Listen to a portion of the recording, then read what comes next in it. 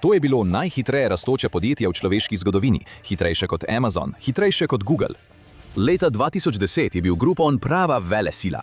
Bili so tako močni, tako neustavljivi, da so zavrnili prevzemno ponudbo v vrednosti milijarde dolarjev in se odločili, da bodo sami osvojili svet.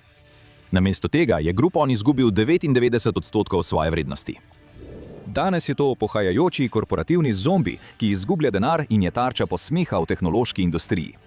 Kako lahko tako velik imperij tako silovito propade? Resnica je, da Groupon v resnici ni bilo tehnološko podjetje. Bilo je plenilska past. Podjetje, ki je temeljilo na izkoriščanju človeške psihologije in spravljanju v stečaj podjetij, za katera so trdili, da jih podpirajo. To je brutalna obdukcija Groupona, ultimativne korporativne spirale smrti.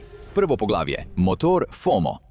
Groupon je nastal iz frustracije ustanovitelja Andrewa Masona, ki se je poskušal izleči iz pogodbe za mobilni telefon in imel zelo preprosto idejo v ozadju. Kaj, če bi se velika skupina ljudi združila za enim samim ciljem?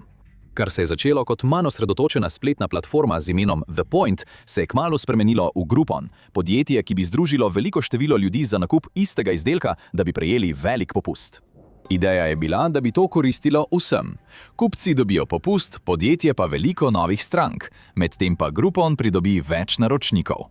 Začelo se je preprosto in razširilo kot požar.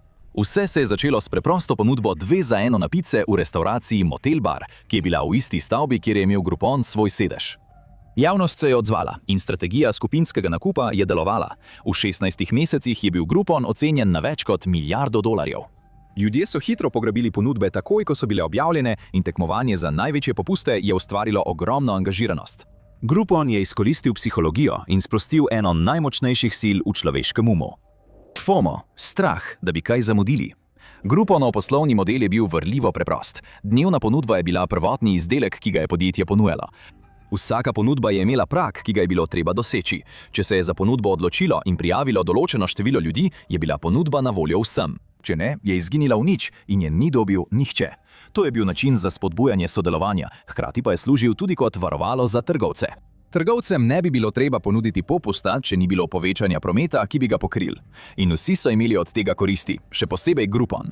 To je bila popolna past za zelo angažirane ljudi. Objavljena je mamljiva ponudba, a ura neusmiljeno odšteva. Ljudje jo ne le hitro zgrabijo, ampak morajo na to najti še druge, ki jo bodo vzeli, da jo lahko obdržijo. Nenadoma je vsak član Groupona postal tržnik podjetja, saj svojim prijateljem pripoveduje o tem in jih prosi, naj se prijavijo.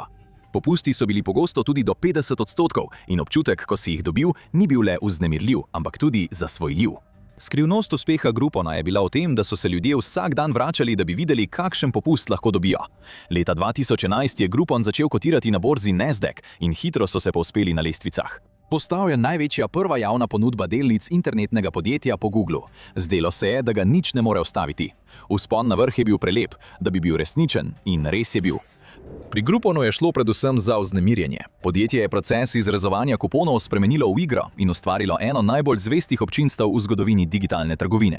A ni trajalo dolgo, preden so začele prihajati na dan umazane skrivnosti podjetja in so se ljudje začeli spraševati, ali je bila vsa stvar prevara. Ker se je izkazalo, da Groupon morda ni dober za nikogar, ne za uporabnike in zagotovo ne za ponudnike. Drugo poglavje – Grouponova matematika. Umaza skrivnost Groupona je bila, da je moral nekako ustvariti dobiček. Spletna stran je bila brezplačna za uporabo, čeprav je ponujala tudi plačljiv naročniški model za $5 na mesec, da bi uporabniki dobili več in boljše ponudbe. Vendar je bil to le kaplja v morje v primerjavi s profitno maržo podjetja. Namesto tega je skupina, ki je plačala za ponudbo, pogosto bila podjetje, pri čemer je Groupon uredil delitev dobička, ki je vedno delovala v njegovo korist. Sprva je vzel približno polovico prihodkov od ponudb, kar ni le povzročilo, da je bil dan nedobičkonosen, ampak je včasih celo ogrozilo obstoj partnerskega podjetja. Edini, ki je imel koristi, je bil Groupon. Ena restauracija je to izkusila na težji način. Leta 2012 je restauracija iz Washingtona DC po imenu Back Alley Waffles dobila ponudbo prek Groupona, ki naj bi jo postavila na zemljevid. Toda to, kar je zvenelo kot sanje, se je za zdaj že zaprto restauracijo hitro spremenilo v pravo nočno moro.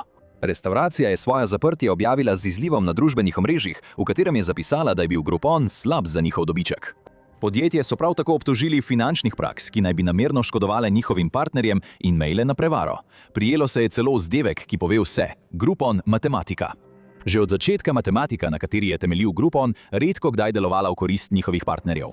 Recimo, da je pekarna tarča dnevne ponudbe. Običajno prodajajo vrhunske torte za $50, danes pa je ta torta le $25. Prvič bodo ljudje, ki si ne morejo privoščiti vrhunske torte, množično prihajali v trgovino in jih kupovali z izgubo za podjetje. A to je šele začetek težave.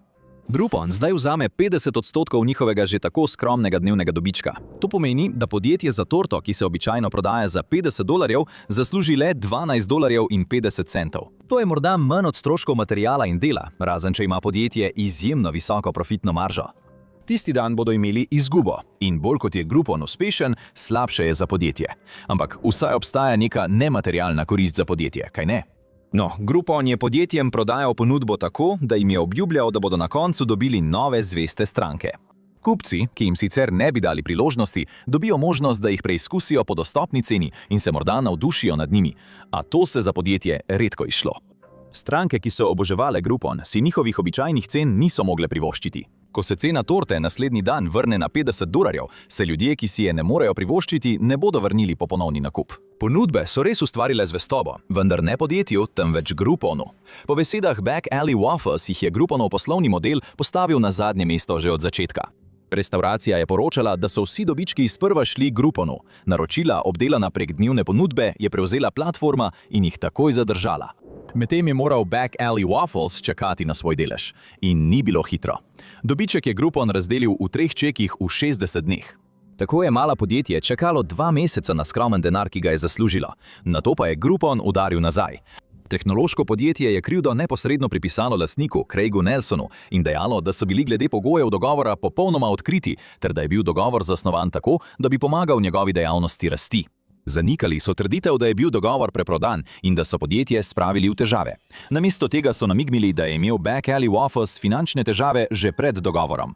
To je bilo eno najgrših poglavij v zgodnji zgodovini odnosov z javnostmi podjetja Groupon. In ni šlo samo za plačilni proces, temveč tudi za stranke.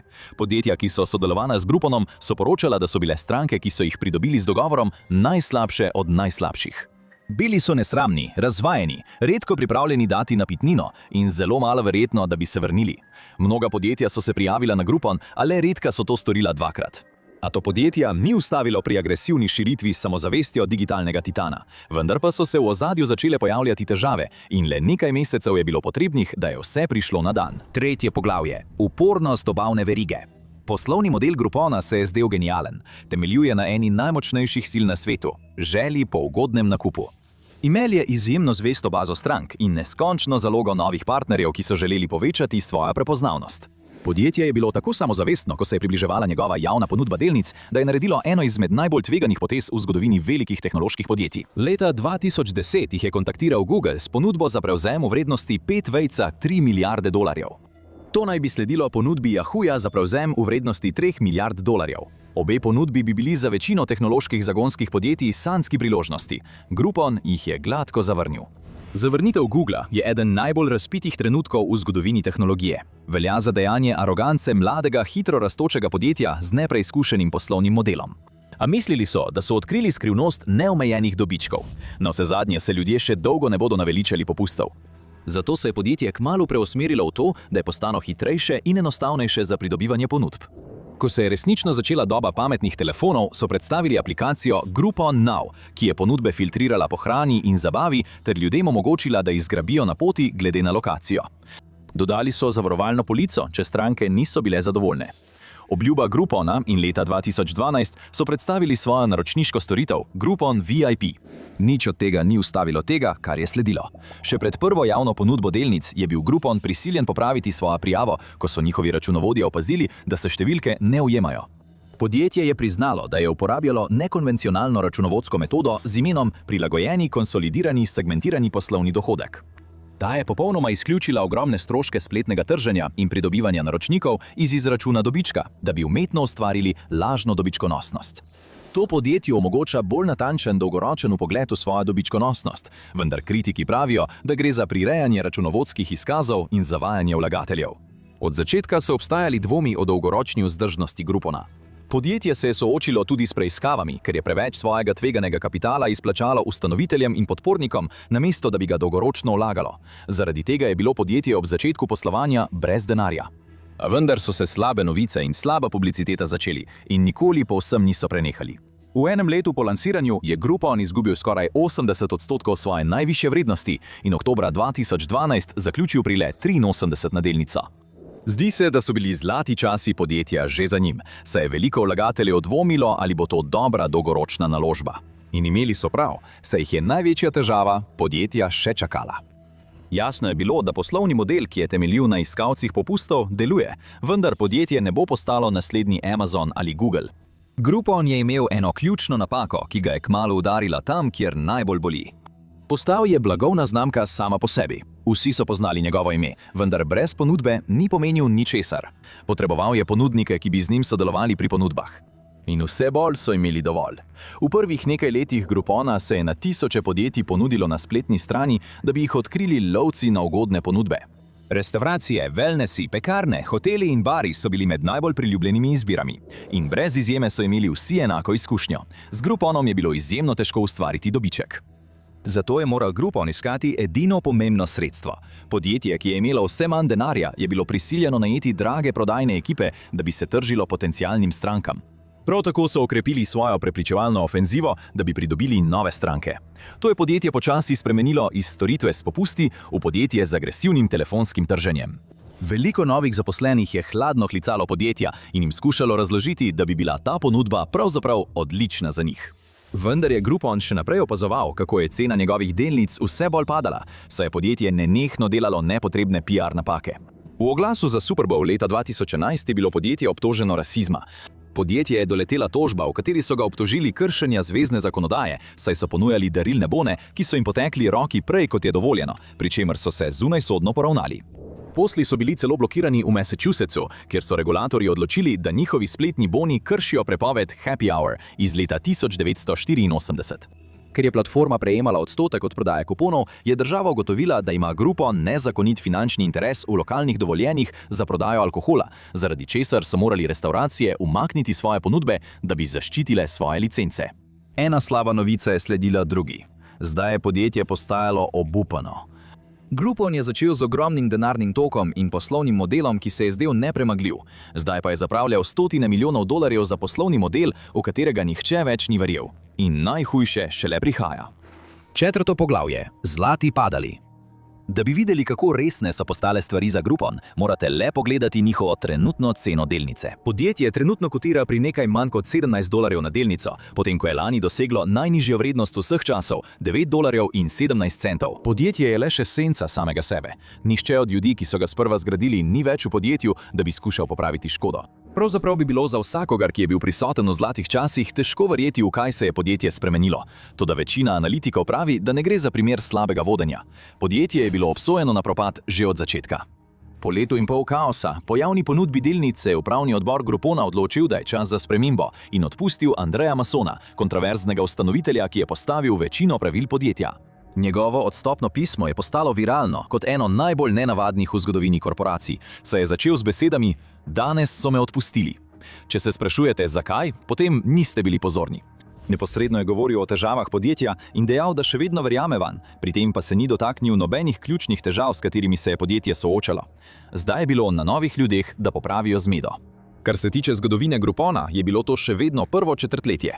Njegov zgodovinski IPO do meteorskega padca je trajal manj kot 2 leti. Podjetje je moralo ugotoviti, kako nadaljevati s poslovnim modelom, ki očitno ni več deloval. Težko so pridobivali nove stranke, da bi ohranili navdušenje uporabnikov, in nič ne pomeni konca podjetja hitreje kot pomanjkanje prometa. Zato so naredili edino, kar so lahko. Spremenili so smer. Leta 2011 je Groupon predstavil Groupon Goods, povsem novo vejo svojega podjetja, ki se je osredotočila na ponudbo fizičnih izdelkov.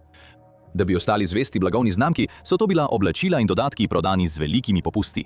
Groupon je želel izkušnjo obiska lokalnega bolšjega trga in iskanja tiste posebne ponudbe prenesti na spletni trg. Toda pojavil se je en velik problem.